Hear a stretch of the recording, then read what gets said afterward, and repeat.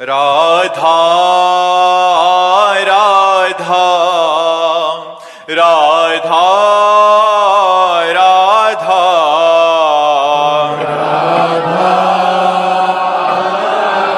राधा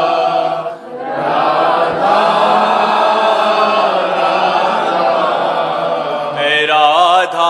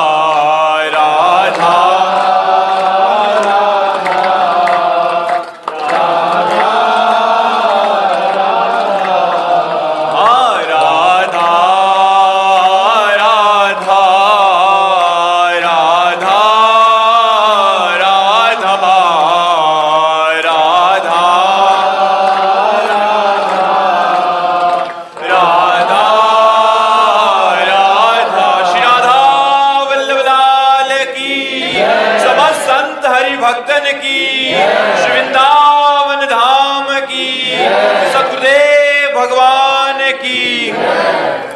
प्रिया वर्मा जी हरदोई से। राधे राधे महाराज जी। महाराज जी मेरा स्वभाव है कि सही को सही गलत को गलत कहती हूँ। इस वजह से मेरे परिवारजनों से मेरी बनती नहीं, चाहे मैं हूँ या कोई और हो। किसी के साथ गलत या अन्याय बर्दाश्त नहीं करती। कई बार बड़े झगड़े हो जाते हैं। मैं क्या करूं महाराज जी? मैं क्या बदलूं अपने आप को या मतलब कैसे करूं महाराज? नहीं, बदलना तो बिल्कुल नहीं है, पर थोड़ा सा समझना है कि हमको अच्छाई का तो साथ देना है, पर बुराई से वैर नहीं करना है। वैर करना और उदासीन होना अंतर होता है। उदासीन का मतलब होता है निरपेक्ष हो जाना। हम आपसे न मित्रता रखेंगे न शत्रुता रखेंगे। अगर हम वैर करते हैं तो वो गलत था बुराई करके और हम गलत हो गए वैर करके, बात तो एक ही हो गई ना। वो बुराई कर रहा है और हम बुराई का वैर कर रहे हैं, तो हम भी तो बुरे हो रहे हैं। हमारे अंदर भी तो गलत बात आ रही है। हम झगड़ा किए ना, हम मान लो लड़ाई किए ना, तो ये गलत बात है ना। हमको उपेक्षा कर देनी चाहिए। उसे कहते हैं शास्त्रीय शब्दों में उदासीनता। उदासीनता न मित्रता और न शत्रुता। आपका आचरण है, आप जानिए। बस बहुत कम लोग ऐसे होते हैं जो अच्छाई से चलते हैं, अच्छाई का साथ देते हैं, पर बुराई का त्याग करना है, पर बुराई से झगड़ा नहीं करना। यदि हमने बुराई से झगड़ा किया तो वो बुराई में स्थित है, हम झगड़े में स्थित है, बात तो एक ही हो गई। एक आदमी बुरा कर रहा है और एक आदमी बुरा उसको कह रहा है, तो समय तो दोनों का उसी बुराई में जा रहा है ना। तो अंतर क्या पड़ा?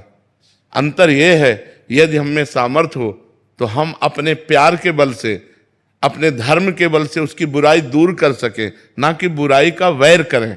वैर करना बुराई की निवृत्ति नहीं होगी और बुराई को बढ़ोतरी होगी। जब हम बुरे आदमी से वैर करते हैं तो और बुरा बन जाता है वो। और जब हम बुराई को प्यार दें, बुराई को सहन करें, तो ये सहनशीलता उसकी बुराई को नष्ट कर देगी। ये अध्यात्म है। जैसे एक बार एक नाथ स्वामी गंगा स्नान करके आ रहे थे, तो ऊपर गली के एक विधर्मी का उनका मकान था, तो थूक दिया ऊपर। वो फिर गंगा नहाने गए, फिर थूक दिया, फिर नहाने 100 बार थूका। वो कुछ नहीं बोले, एक बार देखा भी नहीं गंगा स्नान करने। 100वीं बार वो आके चरणों में गिर गया, क्योंकि 100 बार थूका और एक बार भी नहीं देखा, एक बार भी गाली नहीं दिया, एक बार भी नहीं बोले, तो आके हाथ जोड़ा और कहा गलती पड़ गई, मुझे क्षमा करो, मैंने 100 बार आपके ऊपर थूका। तो उनका मेरे ऊपर आपकी कृपा हुई। देखो संतों का स्वभाव, अच्छाई का स्वभाव, मेरे ऊपर आपकी कृपा हुई क्योंकि मैं एक दिन में एक बार गंगा नहाता था और आपकी कृपा से 100 बार गंगा नहाया हूं, इसमें अपराध क्या? वो जिंदगी भर के लिए बुराई छोड़ दी। ऐसे गंभीर संत होते हैं। तो हमें चाहिए, अच्छाई हमारी यही है कि बुराई हमको परास्त ना कर पावे और बुराई से हमारा वैर ना हो पावे। त्याग। महाराज जी ये कैसे करें? नाम जप। नाम जप करोगे, नाम जप में बहुत सामर्थ्य होती है। जब अपने अंदर साधुता लाएंगे, हम नाम जप करेंगे, तो चाहे स्त्री हो चाहे पुरुष, बराबर भगवान की कृपा सब पर है। तो हमारे ऊपर जब कृपा होगी तो हम ऐसे सहनशील बन जाएंगे। नहीं वैर करते करते आप देखो, एक शब्द बोली कि अच्छाई छोड़ दूं, कितनी कमजोर हो गई कि आप अच्छाई को छोड़ने के लिए प्रश्न कर दिए। इसलिए अच्छाई छोड़ने वाली चीज नहीं है। आज तो अच्छाई पे लोग चलना नहीं चाहते, पर अच्छाई को अभिमान में ना लाएं, वैर ना करें, भगवान का स्मरण करें और सबको सुख पहुंचाने की चेष्टा करें, यही अच्छाई है। वो अच्छाई ज्यादा अच्छी नहीं है जिसमें हम दूसरों को क्लेश दें, दूसरों से लड़ाई झगड़ा करें कि हम बहुत अच्छे हैं, आप गलत हो, ये ठीक नहीं है। इससे परिवार में लड़ाई झगड़ा होता रहेगा और आप अशांत रहेंगे और आपको अच्छाई से भी घृणा होने लगेगी कि वो अच्छाई किस काम की जिसमें रोज झगड़ा हो। इसलिए सही था। शोभित अग्रवाल जी। राधे राधे। राधे राधे महाराज जी। महाराज जी, अभी कुछ दिन पहले आपने एकांतिक में बताया था कि जब प्रारंभिक अवस्था में आपकी दोनों किडनी खराब हुई, ऐसा पता चला तो आपको आश्रम से निकाल दिया गया और कहा गया कि हम तुम्हारे ठेकेदार हैं। आपने उसी समय अपना सामान उठाया और आश्रम से निकल गए। महाराज जी, वहां से निकलने के बाद आपने क्या किया और आपके जीवन का संघर्ष क्या? हम राधा वल्लभ जी गए और राधा वल्लभ जी से बात की कि कहाँ रहे, क्या करें। 2 घंटा बैठे रहे, क्योंकि हमें विश्वास है कि हमारा बचपन से भगवान के मार्ग में रहना, तो हमने कदम कदम पे भगवान की लीला देखी है, उनकी कृपा देखी है, तो हमें विश्वास है कुछ न कुछ होगा। अगर उन्होंने निकाला है तो किसी न किसी रूप में वो हमारी व्यवस्था करेंगे। अब वृंदावन में हमारा किसी से परिचय नहीं था। 2 घंटा बैठे रहे, आरती हो गई ठाकुर जी की, कोई न संकेत मिला न कोई बात की, तो झोला टांगा बाहर निकले कि फुटपाथ में पड़े रहेंगे। जो ही निकले तो एक संत मिले, तो ऐसे ही राधे राधे करते। तो उनका कहाँ झोला टांगे जा रहे हो? तो बताया। अरे बोले चलो ना, हमारे पास एक कमरा एक्स्ट्रा है। तो काली दह में उन्होंने कमरे में रखा। फिर कुछ दिन हुए तो गोस्वामी जी मिले जो राधा वल्लभ जी के हैं। तो उन्होंने कहा कि बाबा आजकल कहाँ रहते हो? तो हमने कहा पाठक बाबा अपने कमरे। आ जाओ ना हितधाम, कुटिया खाली है। बस हितधाम आ गए। तो हमारा जीवन का जो मोड़ हुआ वो हितधाम से हुआ। जो जीवन का हमारा परिवर्तन हुआ वो हितधाम से हुआ। 10वें वर्ष हितधाम में रहे। तो एक छोटी सी कुटिया थी, मतलब जिसमें पैर फैलाएं तो दीवार इधर इधर इधर, बस एक बाथरूम जैसी, और ऊपर छत टूटी हुई और बिजली का कनेक्शन नहीं। तो जब 10-12 वर्ष हो गए, हमारा चमत्कार सब हुआ है भगवान का हमारे साथ, मतलब तो हम आश्चर्य माना। तो स्वामिनी कुंज जो बनी थी जिसमें हम सत्संग करते थे, वो सब आपस में मिल करके सब बन गई। हमको पता भी नहीं चला कैसे क्या बन गई। और बस फिर राधा के कुंज बनी, तो धीरे धीरे देख ही रहे सब। यहाँ तक ऐसे जीवन यात्रा हुई। हितधाम तक भिक्षा मांग के खाते थे। तो वास की व्यवस्था हितधाम में जब हुई, वो वहां से जीवन पलटा हमारा। वहां से जीवन पलटते पलटते अब देखो ये जीवन आ गया कि भगवान समाज की सेवा दे दी। वैसे बैठकर बात करने का, और लाखों लोग प्यार करते हैं। तो भगवान की कृपा से जिसको कोई पानी देने वाला नहीं था, आज हजारों लोग प्यार करने वाले हैं। ये भगवान का सब दिन होत ना एक समान। एक समय वो था और एक समय ये है। प्रभु एक छोटा सा प्रश्न है कि जैसे मैं गृहस्थ हूँ, संसार के सारे काम करता हूँ, भजन भी कभी होता है कभी उतना नहीं होता, तो हमेशा ये थोड़ा सा डर लगा रहता है कि कहीं माया एकदम से गिरा ना दे। हाँ, अगर आप समय को समर्पित करते रहें, जैसे 8 से 9 बजे तक आपने जो भी किया उस कर्म को, और 8 से 9 बजे तक के समय को भगवान को समर्पित करते रहें, तो भगवद समर्पण कर्म से आपकी बुद्धि पवित्र होकर भगवान में लग जाएगी। जो गृहस्थ आदमी है उसका ज्यादा भजन नहीं बनता, जो हर समय माला लिए हर समय, वो कर्म परायण होता है, तो उसको चाहिए अपने कर्म भगवान को समर्पित कर दे।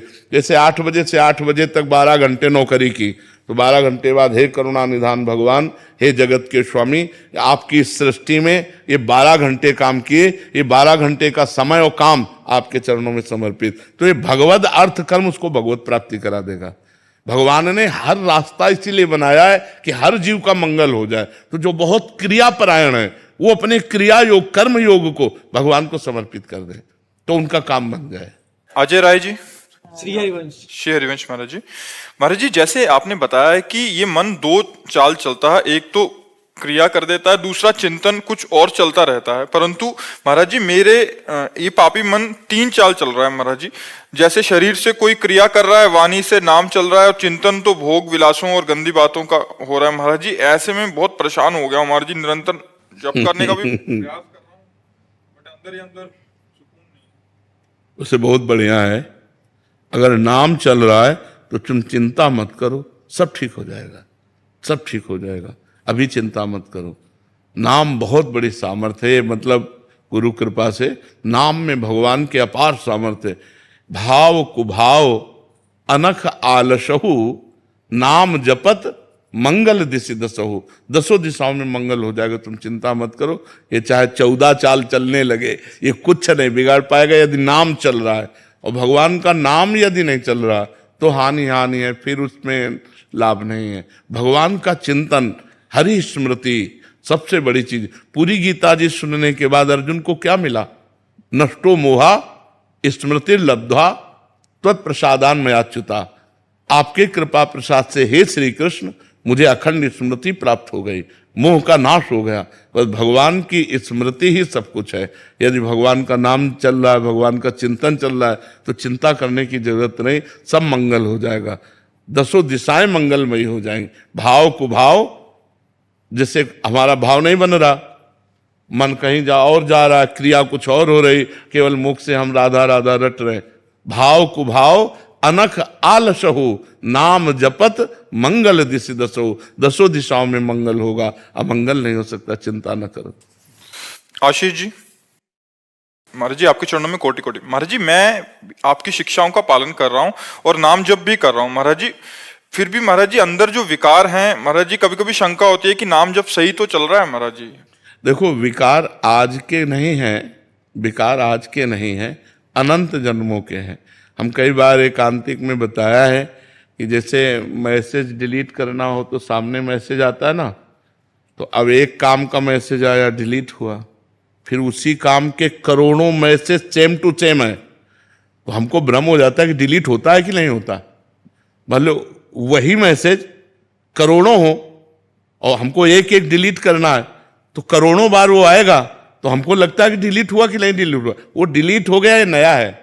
अनंत जन्मों से दुर्वासनाएं परत की परत हमारे हृदय में जमा है।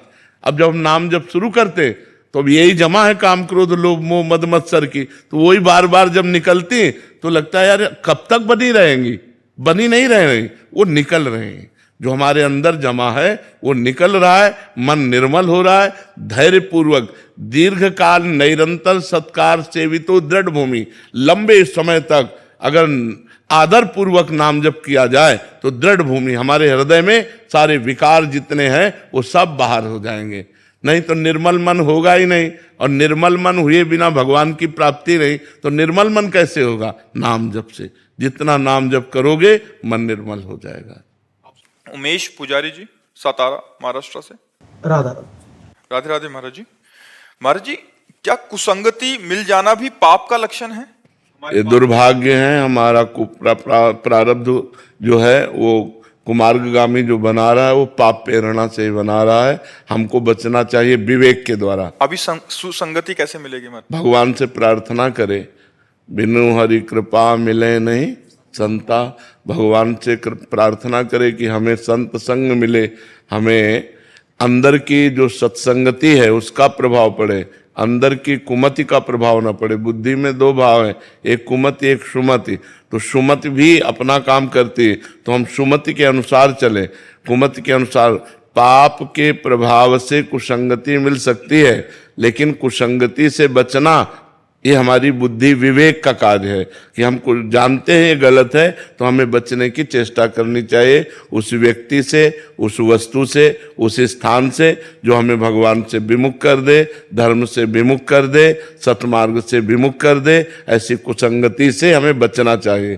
कुसंगति पूर्व प्रारब्ध के वशीभूत मिल सकती है, लेकिन हम विवेक के द्वारा उससे बच सकते हैं। ऐसा नहीं कि वो हमको रौंद डाले।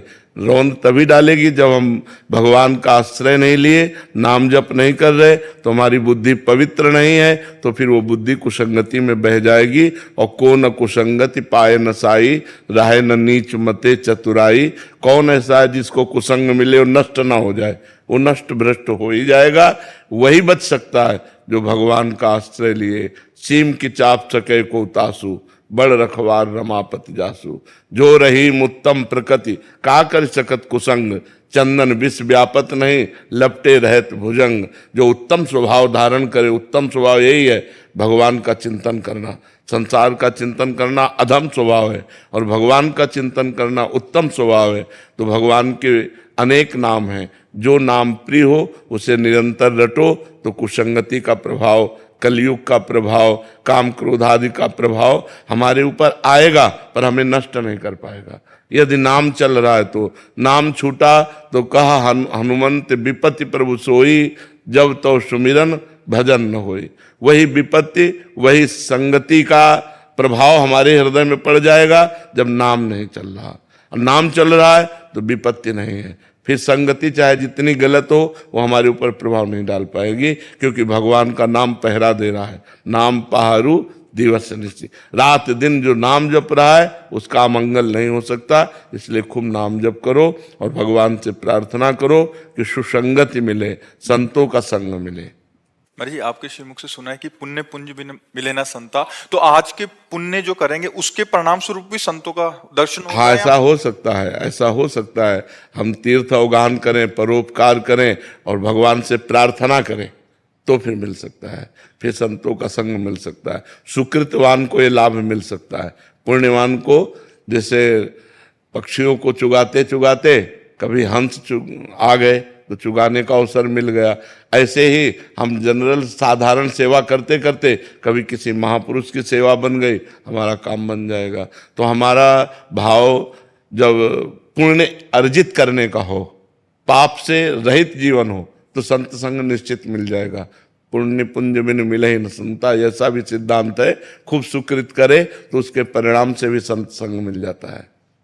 मुकेश जी कैलिफोर्निया से। राधे राधे राधे महाराज जी। महाराज जी, आप जी कहते हैं कि हमने अपने मन को समझाना है कि हम कौन हैं। क्या आप जी का तात्पर्य हमसे आत्मा से है जिससे मन को समझाना है? हाँ, हमको हम नहीं, मन को मन समझे ना समझे, आप समझ जाओ, आप अपने आप से समझ जाओ। ये मन से समझना नहीं होता, ये अपने आप से समझना होता है। यही तो कठिन बात है ना ज्ञान मार्ग में। अपने आप से, अपने आप में प्रेम करना है, अपने आप से सब कुछ अलग कर देना है, सब कुछ अलग कर। अंतःकरण आप थोड़ी हो, आप तो अंतःकरण के दृष्टा हो। आप अपने को समझिए। आप ना स्थूल शरीर है, ना अंतःकरण है, न इंद्रियां हैं, न इनके भोग आप भोगते हैं, न इंद्रियों द्वारा कोई कार्य करते हैं। पर ना करते हुए भी आप कर्ता बने हुए हैं, ना भोगते हुए भी आप भोक्ता बने हुए हैं। इसलिए आपको फंसना पड़ेगा। महाराज जी, जैसे हमने अपने मन को समझाना है, तो ये जो हम है, नहीं, आप मन के आगे जा ही नहीं पा रहे ना, बिना भजन के कैसे जा पाओ? हम कह रहे मन को समझाना नहीं है, मन को समझाना नहीं। आप समझ जाओ, मन समझ जाएगा। आप अपने को जानते ही नहीं हो तो क्या समझो? आप कौन है? आत्मा, परमात्मा स्वरूप, तत्त्वम असि। प्रश्न करे कि जैसे मैं कौन हूं, तो वेद उत्तर दे रहा है, तत्त्वम असि, तुम वही परमात्मा स्वरूप हो। अब भगवान का अंश भगवत स्वरूप होता है ना। ममैवांशो जीव लोके जीव भूता सनातना, मना कष्टान इंद्रियाण प्रकृति स्थान कर सती। वो प्रकृति के आकर्षण में, मन और इंद्रियों के चक्कर में फंसकर अपने आप को भूल गया। अपने आप को जान लो तो मन पवित्र हो जाएगा, तन पवित्र हो जाएगा, क्योंकि आप परम पवित्र हैं। अब अपने आप को तो हम जान नहीं पा रहे, मन तक हमारी पहुंच हुई है कि हमारा मन ठीक हो जाए तो सब ठीक हो जाए। महाराज जी, आत्मा मन को समझाती है कि ये गलत नहीं करना, ये इस तरह से गलत रास्ते पे नहीं जाना। आत्मा निर्लेप है, ये बुद्धि समझाती है। जो समझाने का कार्य है वो बुद्धि का है, जो संकल्प विकल्प करने का कार्य वो मन का है, जो चिंतन का कार्य है वो चित्त का है, जो क्रिया को स्वीकार करना और अस्वीकार करना, भोक्ता और कर्ता भाव, ये अहंकार का है। अंतःकरण चतुष्टय में मन, बुद्धि, चित्त, अहंकार। आत्मा इनका दृष्टा है, साक्षी मात्र है। वो कोई क्रिया नहीं करता, उसके द्वारा कोई भी भोग नहीं भोगे जाते, वो निर्विकार सच्चिदानंदमय है। तभी तो मोक्ष को प्राप्त हो जाता है जीव, जब अपने स्वरूप को जान जाता है। जहाँ स्वरूप का अनुभव हुआ तो नहीं स्वात्मारामम विषय मृग तृष्णाम भ्रमयति आत्माराम पुरुष आ ब्रह्म स्तंभ पर्यंतम सर्वम मायामयम जगत। ऐसा जानकर निर्लेप और निर्विकार हो जाता है। पर यह ज्ञान प्राप्त होना बहुत कठिन है। सुन लेना, बोल लेना अलग बात है, लेकिन इसका अनुभव होना अलग बात है। जब अनुभव हो जाएगा तो कोई भी विषय आप पर प्रभावित नहीं करेगा। कोई भी काम, क्रोध, लोभ, मोह, मद, मत्सर, इनका प्रभाव ना अभी है ना आगे रहेगा। अब भी नहीं है, पर ना होते हुए भी हम स्वीकार किए हुए हैं, इसलिए हमको भास रहा है। जैसे स्वप्न में कोई भी पदार्थ, वस्तु, व्यक्ति, स्थान नहीं होता, पर भासता है जब तक हम जगेंगे नहीं। ऐसे ही जब तक हम अज्ञान से पूर्ण रूप से जगेंगे नहीं, मोह निद्रा से, तब तक ये स्त्री पुरुष, जड़ चैतन्य, दुख सुख आदि द्वंद्व बने रहेंगे। और जब हमें शुद्ध ज्ञान हो जाएगा तब ये द्वंद्व सब नष्ट हो जाते हैं। महाराज जी, आत्मा सिर्फ सुनती है और देखती है या बोलने की भी शक्ति होती सुनने का काम श्रवणेंद्रिय का है, बोलने का काम वाक्येंद्रिय का है, देखने का काम नेत्रेंद्रिय का। वो कुछ नहीं करती। अभी तुम्हारी पहुंच ही नहीं, तभी तो कहा अंतःकरण तक तुम केवल बात करते हो, आत्मा तक तो पहुंचने की बात ही नहीं। भाई वो सुनना किसका काम है? श्रवणेंद्रिय का। देखना किसका काम? नेत्रेंद्रिय का। बोलना किसका काम? वाक्येंद्रिय का। आत्मा इसमें कहा है, समझ रहे हो ना? इसलिए नाम जप करो, पहले नाम जप करो तब फिर आगे बढ़ पाओगे। अरुणा जी, फतेहपुर से। राधे राधे। राधे राधे महाराज जी। गुरुदेव भगवान, वृंदावन में सभी भक्तों को रोते देखा है, मतलब भाव में। ऐसा अन्य पंथों में नहीं देखा जाता है, धर्म में। ऐसा क्यों महाराज जी? अलग अलग अलग भाव है, अलग। ये रोने का देश है, इसको प्रेम देश कहते हैं। और प्रेम में यही थाती मिलती है, रोना, सिसकना, तड़पना, आहों की जागीर। ये प्रेम का स्वभाव होता है। अपने प्यारे के विषय में चिंतन करके या तो आनंद में रोना और या विरह में रोना, ये रोने का देश है। तो यहाँ जब भाव बढ़ता है तो आनंद अश्रु बहने लगते हैं, या तो फिर विरह अश्रु। दो प्रकार के आंसू होते हैं, एक आनंद के, मिलन के, और एक विरह के होते हैं। यहाँ के प्रेमियों में ये दो ही बातें देखी गई हैं। और नाम ले ले करके, पुकार पुकार करके, तड़प तड़प करके उनके लिए रोना, और मिल गए तो आनंद में रोना, आनंद में अश्रु प्रवाहित होते हैं। तो ये प्रेम देश वृंदा विपिन, वृंदावन धाम, ब्रज 84 कोस, ये प्रेम देश है। यहाँ की रज में प्रेम समाया हुआ है, यहाँ की लता पता में प्रेम समाया हुआ है। तो जब यहाँ कोई उपासना करता है तो उसके अंदर भी रंग आ जाता है। इस रजरानी का इतना बड़ा महत्व है कि उद्धव जैसे महात्मा कहते हैं, मैं यहाँ की लता गुल्म औषधि बन जाऊं, जिससे वृंदावन की रज, ब्रजवासियों की चरण रज हमारे ऊपर उड़कर पड़े और मैं भी प्रेम को प्राप्त हो जाऊं। इसी रजरानी का प्रभाव है कि भगवान के लिए आंसू आना बहुत बड़ी बात है। आंसू तो सबके आते हैं, कौन नहीं रोता, पर कोई अपने तन के लिए रोता है, कोई तन संबंधी के लिए रोता है, कोई धन के लिए रोता है। भगवान के लिए कोई रोए, अहो भाग्य, अहो भाग्य, धन्य भाग्य है। सतरत्य सतरत्य सा लोकान तारेति, वो स्वयं तर जाता है, स्वयं तर जाता है, लोगों को तार देता है। मम भक्ति युक्तो भुवनम पुनातु, जो भगवान के लिए रोता है। जो एकांत में बैठ करके भगवान के लिए रो रहा है, नाथ हे करुणा, धन्य है। वही तो जगत को पावन करने वाला महात्मा है, जिसके आंसुओं से भूमि भींगती है भगवान के विरह में या भगवान के मिलन में। तो धन्य है उनका जीवन। इसलिए ये देश प्रेम देश है, यहाँ प्रेम की महिमा है। ये साधना भूमि नहीं, ये सिद्ध भूमि है। ये प्रेम, यहाँ बड़े बड़े सिद्ध महापुरुष भी याचना करते हैं, शिव सनकादिक जो रज चाहत सो रज शीस चढ़ाऊं, किशोरी तेरे चरणन की रज पाऊं। बड़े बड़े ब्रह्मा शिवादि भगवत स्वरूप महापुरुष भी यहाँ का वास चाहते हैं, यहाँ की रजरानी को माथे पे चढ़ाना चाहते हैं। अनिल जी। राधे राधे स्वामी। राधे राधे महाराज जी। महाराज जी, आत्मज्ञान प्राप्ति के लिए समादिष्ट गुरु से प्रार्थना करने से जीवन में जीवंत गुरु का आगमन होता है क्या? ऐसा भी हो सकता है, जब आप उनसे प्रार्थना करोगे तो किसी न किसी रूप में अपने आकर के आपको उपदेश देंगे। जब हम किसी महापुरुष का आश्रय लेते हैं तो महापुरुष और भगवान अभेद हो जाते हैं। ब्रह्मविद ब्रह्म ही भवति, जो ब्रह्म को जान लेता है वो ब्रह्म स्वरूप हो जाता है। तो अब अव्यक्त तो वो हो चुके, अंतर ध्यान हो चुके, तो भगवान के स्वरूप हो चुके। जब उनका चिंतन करेंगे तो भगवान संयोग बना देंगे, किसी न किसी महात्मा से मिला देंगे, जिससे हमारा जो मार्ग अवरुद्ध हो रहा था, जहां हम रुक रहे थे, लड़खड़ा रहे थे, हम आगे बढ़ जाएंगे।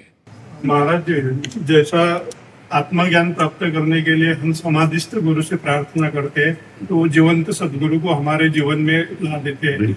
लेकिन जीवंत गुरु लाने के बाद फिर हम जो दीक्षा पाते हैं उनसे, तो फिर से समाधिस्थ गुरु कार्य हम कर सकते हैं।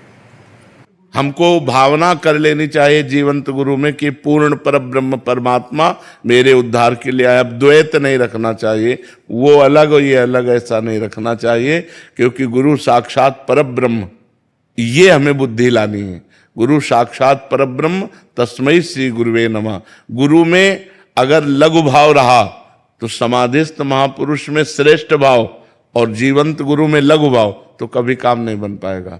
हमको यही भावना करनी है कि वही महापुरुष इस रूप में आए हैं, अब जो ये आज्ञा करेंगे हमको वैसे चलना है। तो परमात्मा तो सर्वत्र है ना, फिर गुरु तो परमात्मा स्वरूप है ही। हम अपने गुरुदेव में पूर्ण रूप से ब्रह्म भाव कर पावे, यही हमारी साधना है। और जब गुरु में ब्रह्म भाव हो गया तो ब्रह्मानुभूति अपने आप हो जाएगी। गुरु साक्षात पर ब्रह्म, ये बात आना बहुत कर। गुरु तो लाखों लोग बनाए, लेकिन गुरु साक्षात पर ब्रह्म ये अनुभव नहीं होता।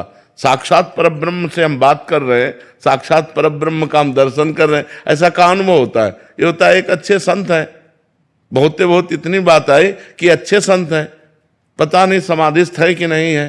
हमारे मनुष्य बुद्धि गुरु के प्रति जो होती है वो नहीं निकल पाती। अगर ब्रह्म बुद्धि आ जाए तो फिर ब्रह्म दो नहीं है, एको ब्रह्म द्वितीयो नास्ति। तो वही साक्षात पर ब्रह्म तो गुरुदेव के रूप में विराजमान है। अब हम और कौन समाधिस्थ महापुरुष का चिंतन करें? वही है, इस रूप में आ गए हैं, बस ये भाव बदल। यही मानना है कि वही है, ये इस रूप में। बिल्कुल, बस बस बस बस जी। नितिन जी। श्री हरिवंश महाराज जी, मेरे में ऐसा कुछ नहीं है जिस पर मैं अभिमान करूं, फिर भी ये अभिमान बना ही रहता है महाराज जी। हाँ, ये अज्ञान के कारण बना रहता है। जब भजन करोगे तो अज्ञान नष्ट हो जाएगा। भजन करो, खूब नाम जप करो, राधा राधा राधा, राम राम राम, कृष्ण कृष्ण, हरि हरि, जो नाम प्रिय हो, खूब नाम जप करो। नाम जप से सब ठीक हो जाएगा। 5 वर्ष के प्रहलाद जी परम ज्ञानी महात्मा हुए केवल नाम के प्रभाव से। जो नाम हरि का जपा तो इतने विशुद्ध महात्मा हुए कि सर्वत्र भगवत बुद्धि, यहाँ तक कि खंभे से भगवान को प्रकट कर लिया। सर्वत्र भगवत बुद्धि, नाम जप का बहुत बड़ा प्रभाव है। इसलिए नाम जप करो तो सब ठीक हो जाएगा। षड विकार जित अनघ अकामा, 6 विकारों पर विजय वो प्राप्त कर सकता है जो नाम जप करता है। काम क्रोध लोभ मोह मद मत्सर अनग निष्पाप हो जाता है। अकामा, कोई कामना नहीं रहती। भगवान के नाम में बड़ी सामर्थ्य है, खूब नाम जप करो। शिवानी जी जलंधर से। राधे राधे महाराज जी, भक्ति रस से प्रेम रस में जाने के लिए क्या करना चाहिए? भगवान का दृढ़ आश्रय, संसार के भोगों से वैराग्य, शास्त्रों में भगवत लीला चरित्र, भगवत गुणगान जो किया गया है खूब मन लगाकर पढ़ना और सुनना और निरंतर नाम जप और साधु संग, इसी से प्रेम हो जाएगा। पहले दृढ़ आश्रय भगवान का लें, भगवान के सिवा हमारा कोई नहीं। जैसे मीरा जी कह रही, मेरे तो गिरधर गोपाल दूसरों न कोई। फिर शास्त्रों में जो भगवान के लीला चरित्र हैं उनका गायन करें, उनको खूब सुने, तो हमारी भगवान से रति होती है। हमारे हृदय में जो विकारात्मक भाव हैं, गंदी बातें हैं, उनका हम त्याग करें, खूब नाम जप करें, साधु संग करें, तो भगवान से हमारी जो साधारण भक्ति है वो प्रेम भक्ति में परिवर्तित हो जाएगी। और इसके लिए साधु संग अनिवार्य है।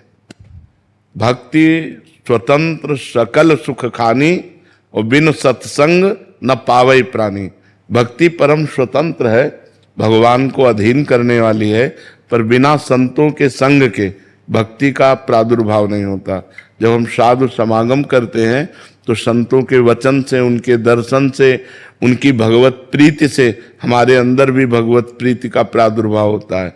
विशेष बात यह है कि ये एक संक्रामक रोग जैसा प्रेम है। संक्रामक रोग जैसे हमारे हो, आप हमारा ज्यादा सानिध्य ले, जैसे खान पान जूठन इस तरह, तो आपके हो जाएगा।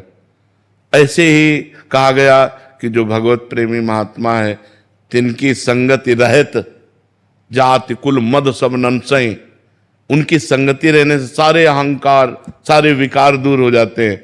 बोले जूठन लय पावे सदा। ऐसे महापुरुषों का उच्छिष्ट मिल जाए, उनकी चरण रज मिल जाए, उनका चरणामृत मिल जाए, वो हमको कृपा दृष्टि से देख दें, तो हमारे अंदर प्रेम प्रकाशित हो जाए। प्रधान तो भगवान की कृपा और साधन ये कि भगवान का आश्रय, शास्त्रों का स्वाध्याय, संसार के गलत भोगों से वैराग्य, भगवान के नाम का जप और साधु संग। महाराज जी, इसमें एक श्रद्धा जैन जी। राधे राधे महाराज। राधे राधे महाराज जी। महाराज जी, हम वाकई में अध्यात्म, प्रेम और भक्ति के मार्ग पर चल रहे हैं, ये किन संकेतों से पता चलता है? जब विकारों का हमारे अंदर प्रभाव कम पड़े, कम होने लगे और भगवान का चिंतन अधिक होने लगे और हमारे अंदर सहनशीलता आने लगे। यम ही न व्यथ्यन्ते ते पुरुषम पुरुषर सब सम दुखा सुखाधीरम स्वमृतत्वाय कल्पते। सुख और दुख में समान, मान और अपमान में समान। हमारे अंदर जो विकार आया उसको हम सह गए। किसी भी तरह से हमारे अंदर विचलता पैदा न होना, किसी भी तरह से भगवत विस्मरण न होना, हर स्थिति में प्रसन्न रहना, हम अध्यात्म में चल रहे हैं। महाराज जी, अखंड स्मृति का। हाँ, भगवान का अखंड स्मरण ही जीवन की बहुत बड़ी संपत्ति है। राधे राधे महाराज जी। महाराज जी, आप कह रहे हैं कि आपने अपनी आत्मा को देखा है और यमदूत के भी दर्शन हुए, एक ऐसी स्थिति आई और अब हमें बड़ी समस्या तो ये हो गई कि आप अलग हो गई, आत्मा अलग हो गई। आत्मा कोई दृश्य है क्या? अभी सुना था कि आपसे बात हुई थी, आत्मा दृष्टा है, साक्षी है। दृश्य पार्थिव होता है, प्राकृतिक होता है। जो हमारी दृष्टि में आता है वो पार्थिव होता है, वो प्राकृतिक होता है, लेकिन दृष्टि को जो पावर दे रहा है वो आत्मा होता है। आपने आत्मा को देखा है, यही घोर अज्ञान की बात है। आप अलग हो गए, आत्मा अलग हो गई। अरे आप ही तो आत्मा है। कहे आत्मा को हमने देखा है और यमराज को देखा है, इनको देखा है, उनको देखा है। मृत्यु के बाद में कुछ लोग वापस आते हैं, उसको नियर डेथ एक्सपीरियंस कहते हैं। बहुत कम केसेस में ऐसे होता है। ये सब बकवास की बातें हैं। एक बार यमराज की फांसी में फंसा तो दोबारा चोटने की ताकत नहीं होती। वहां चूक थोड़ी होती है। रमेश नाम के लाखों आदमी हो सकते हैं विश्व में, तो बोले रमेश की मृत्यु होनी है, तो ऐसा थोड़ी है कि अब यमदूत जो घूमे कि भैया तुम रमेश हो कि तुम रमेश हो। वहां तो एक सेकंड के कम हिस्से में पूरा हिसाब हो गया। उत्तर प्रदेश के अमुक गांव के अमुक कोने में अमुक जगह इतनी आयु, इतना रंग, इतना रूप, एक सेकंड में अंतर्यामी है। एक सेकंड में जाकर के उसका काम तमाम कर दिया। तो वैसी थोड़ी कि उनसे भूल हो सकती है कि यमराज के पास गए, बोले ये रमेश नहीं यार, वो वाला रमेश रहा है। बोले छोड़ो इसे। ऐसा हो, वहां दिन भर झगड़े चलता रहे, ऐसा नहीं है। यदि संत हमारी आत्मा और हम संतों की श्वास,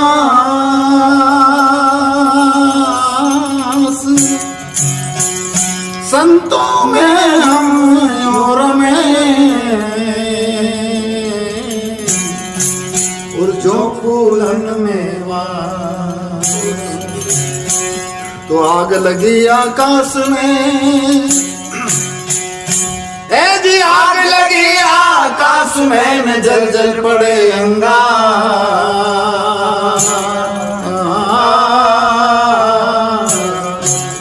ऐसे संत न होते जगत में, जल मरता संसार।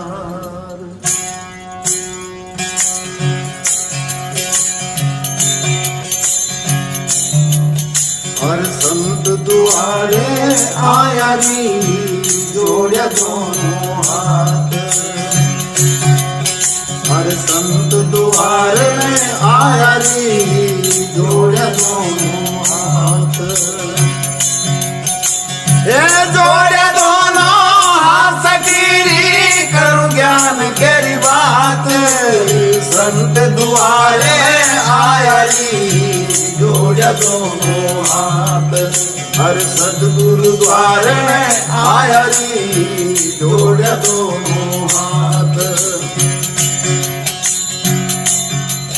हर सदगुरु आया शब्द सुनाया, निज मन हो गया हाथ। हर सदगुरु आया न शब्द सुनाया, निज मन हो गया हाथ।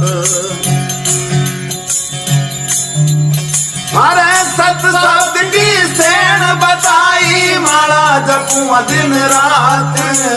संत द्वारे आया री, जोड़े दोनों हाथ।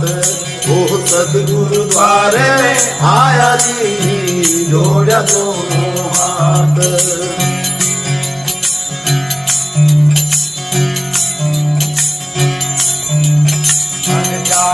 सदगुरु सदा साथ है, वाको नहीं कोई घात। ऐसे सदगुरु सदा साथ है रे, वाको कोई नहीं घात। हर निज भक्ति को बीज रोप्यो, रायो संत को खाट। संत द्वारे आया री, जोड़े दोनों हाथ। हर पूरा गुरुद्वारे में आया री, जोड़े दोनों हाथ।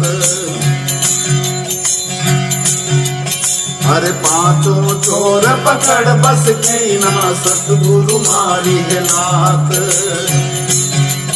हाँ पांचों चोर पकड़ बस की ना, सतगुरु मारी है लात। हर कुकर्मों की जात बनाई, ईश्वर की नहीं जात। संत द्वारे आया री, जोड़े दोनों हाथ। हर सतगुरु द्वारे आया री, जोड़े दोनों हाथ। हर साहिब कबीर मोह समरथ मिल गया, नोत दी माया बात।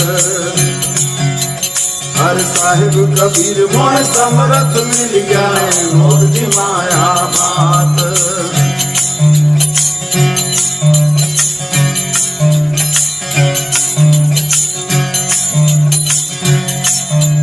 हाँ साहिब कबीर मोह समरथ मिल गया, नोत दी माया बात। हे सत शब्द की सेण बताई, माला जपूं दिन रात। संत द्वारे में आया री, जोड़े दोनों हाथ। वो सदगुरु द्वारे में आया री, जोड़े दोनों हाथ। पूरा गुरुद्वारे में आया री, जोड़े दोनों हाथ। बहुत सुंदर। पुराने संतों की जैसी गायन शैली थी है ना, वही बिल्कुल एकदम समाधिस्थ हो जाए भगवान के परम यश का गायन करते हुए। बहुत सुंदर, बहुत सुंदर। आपके आशीर्वाद से ही ये गाड़ी चली और बस आपके दर्शन हो गए। महाराज जी एक प्रश्न था महाराज जी आपने अभी साधु संघ की बात कही। महाराज जी सिद्ध संत जो हैं या उस कोटि के महापुरुष हैं उनमें तो विकार आदि का कोई सवाल ही नहीं है, और उनके संग से चाहे उनके सानिध्य में रहो किसी भी प्रकार का हमारे नकारात्मक नहीं, हमारी प्रेमा भक्ति और भक्ति उज्ज्वल ही होगी। महाराज जी पर आजकल एक महाराज जी प्रसंग था, आज ही का प्रश्न था, मैंने किया नहीं उसमें था कि किसी को साधक या वेश में देखा, उसका सानिध्य हुआ, वो घर में बार बार आने लग गए। अभी वो घर में बार बार आने लग गए तो फिर संग दोष से पारिवारिक जनों में मतलब कोई संपर्क हो गया, फिर वो नकारात्मक वृत्तियां और फिर एक अश्रद्धा हो गई। महाराज जी ये बहुत बड़े स्तर पे हो रहा है कि हम जान नहीं पाते। महाराज जी हमने जैसे बताया कि उस कोटि के महापुरुषों उसमें तो कोई कमी नहीं, बट साधक कोटि का जो वेश अभी भी धारण किया है। वैसे पहली बात हमें ये ध्यान रखना चाहिए कि हम संत संग करें। जैसे आप हमसे सत्संग किए, आप हमारी बात मानो और अपने घर जाओ और हमारी बात को अपने जीवन में उतारो तो तुम्हारा काम बन जाएगा। किसी संत से लगाव न करे सांसारिक।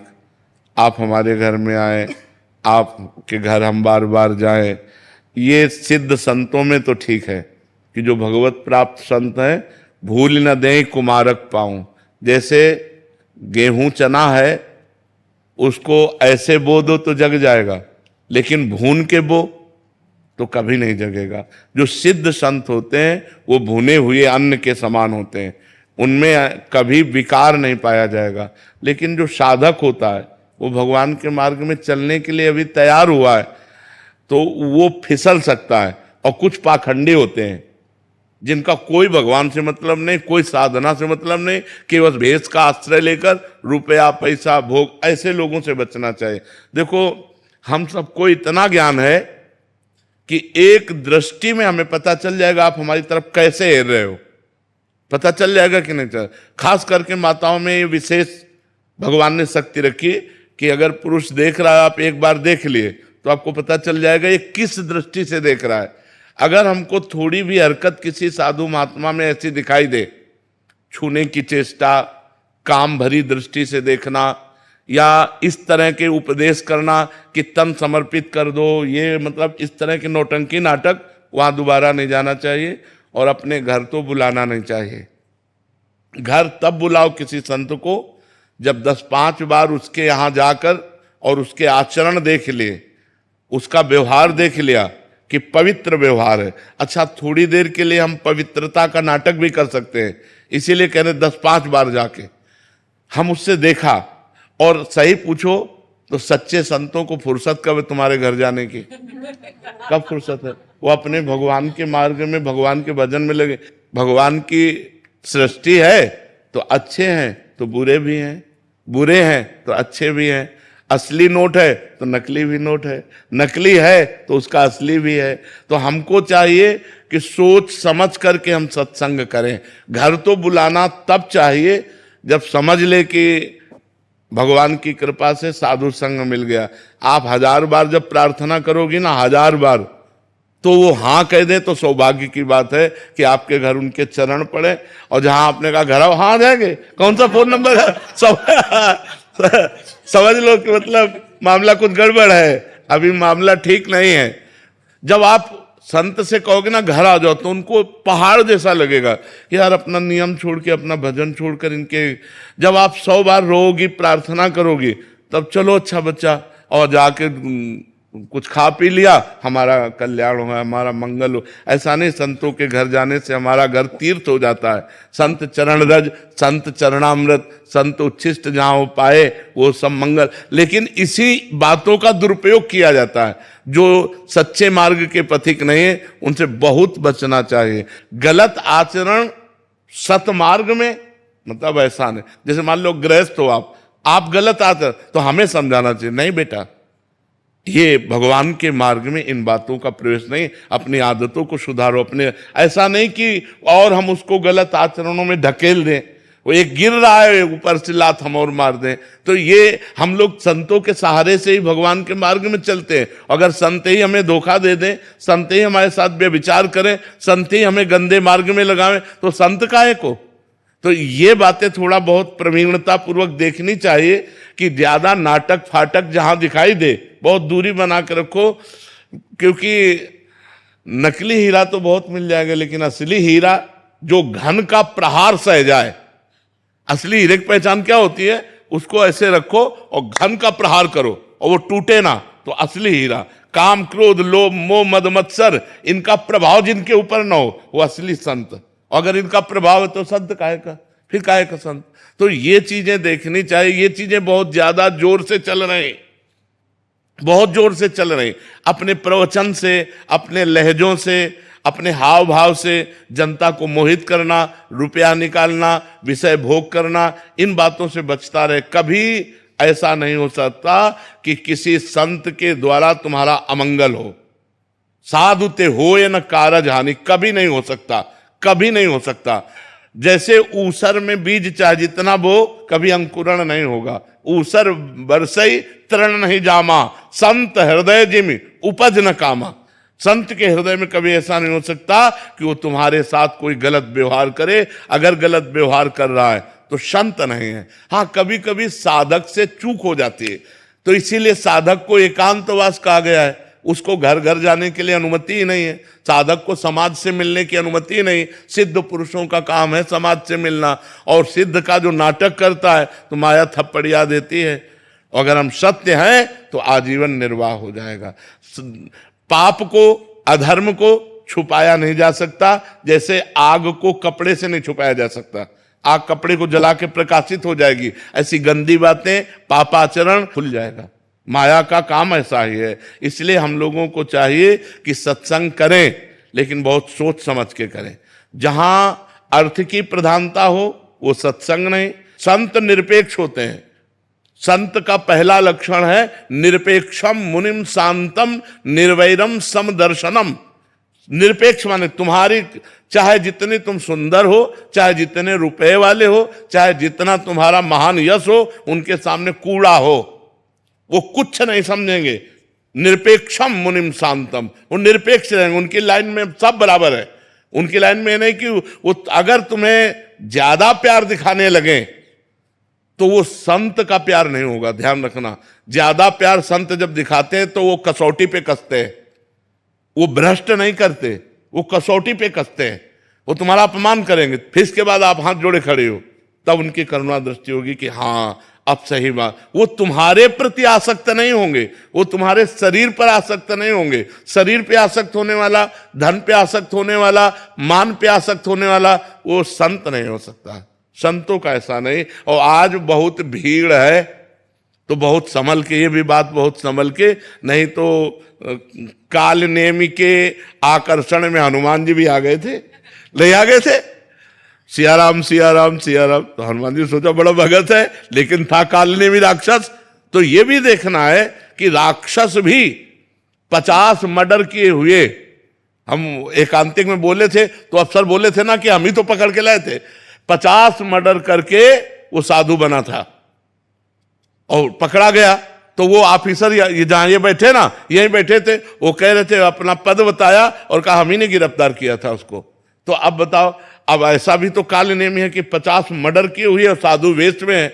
तो हमको थोड़ा सा संभलना है, हमें देखना है, जांच परख करके हमें संग करना है। कहीं सत्संग के रूप में कुसंग ना आ जाए, कहीं सत्संग का वेश लेकर कुसंगति हमारे घर। अब जैसा आप बता रहे हैं कि मान लो साधक घर आना जाना शुरू हुआ तो श्रद्धा भाव प्रकट किया, अब इसके बाद वो किसी से गलत संबंध बना ले तो फिर ऐसा जी। एक इसमें आप जब गुरुजनों से, शास्त्रों से जब संत महिमा का वर्णन सुनते हैं या सुनते हैं कि वेशधारी है, और ऐसी श्रद्धा होनी भी चाहिए महाराज जी, कौन किस रूप में, असली को हम नकली समझ लें फिर अपराध की वृत्ति बन जाती है, और नकली को असली समझ जाएं फिर बाद में ऐसी स्थिति हो जाती है। तो महाराज जी इस स्थिति में प्रारंभिक में कैसे समझें महाराज जी, हम कैसे उससे पहला संकेत? हम पहली बात बता दिया कि माताओं बहनों में या पुरुषों में भगवान ने एक शक्ति दी है नेत्र में, कि हम आपकी तरफ कैसे देखते हैं आपको पता चल जाएगा।